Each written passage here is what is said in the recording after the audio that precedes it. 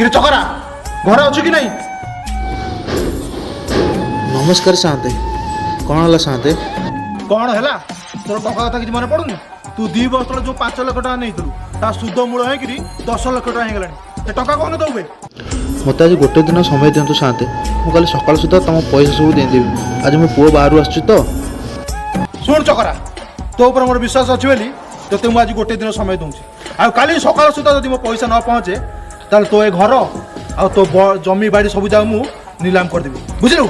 चल बे